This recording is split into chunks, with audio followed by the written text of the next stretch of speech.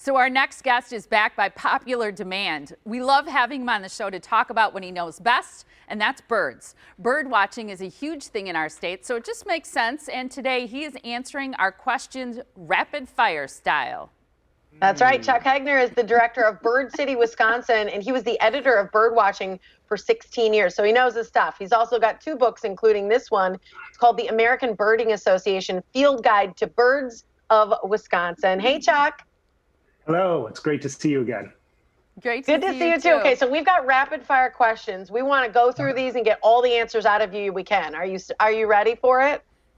You know that I am a pro at giving very short, concise answers, so I'm upset. I know your family's laughing along with us, but we love that about you. Okay. Yeah, it's true. Okay, we're going to hit you with our first one. The first one is, what's the best time of year to see birds? Clearly, it's springtime. That's when this huge flood of migrants returns to Wisconsin. Second best time is fall, the time that we're in now. It's a great time to see chimney swifts and common nighthawks and hawks and other birds returning south. But, you know, winter is also extraordinary. You know, that's when the snowy owls arrive from the Arctic. Golden eagles and bald eagles appear in the driftless area to our west. And, you know, December, January, that's when great horned owls start singing.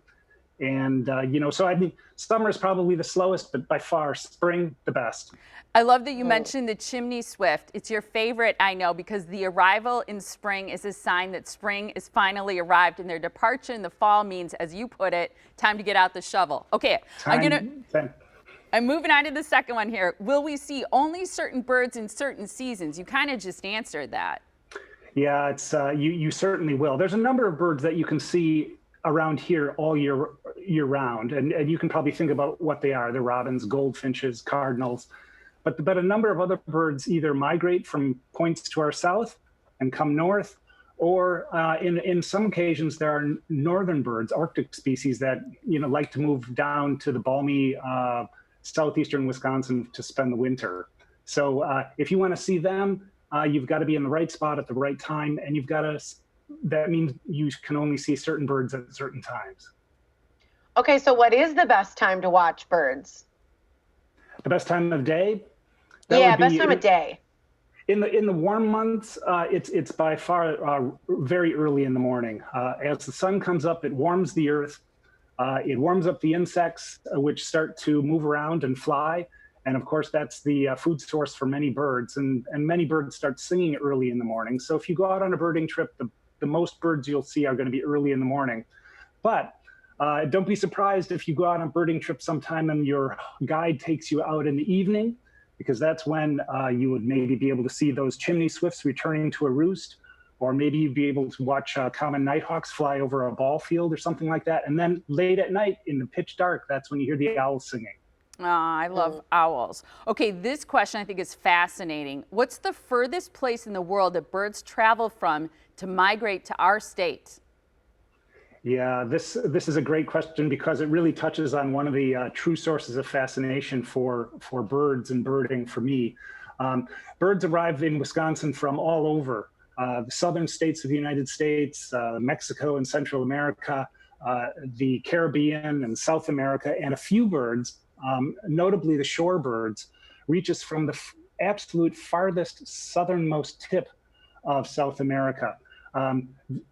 American golden plover, Hudsonian godwit, red knot, and white-rumped sandpiper is one that I sent a picture of so that you could show it. But this bird spends the winter way down in Tierra del Fuego. That's again way down at right, and that's about 6,000 miles away from, say, North Point. If you were to see that bird along the shore of Lake Michigan, that bird had flown 6,000 miles to reach us.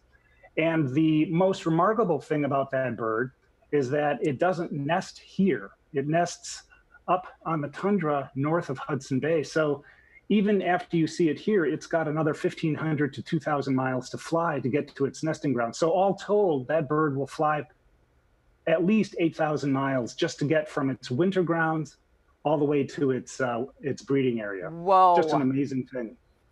Pretty incredible. We showed a picture that I want to show again because this is about males and females within the same species looking very different. I know we see that in like ducks a lot, but I didn't realize we see that in birds.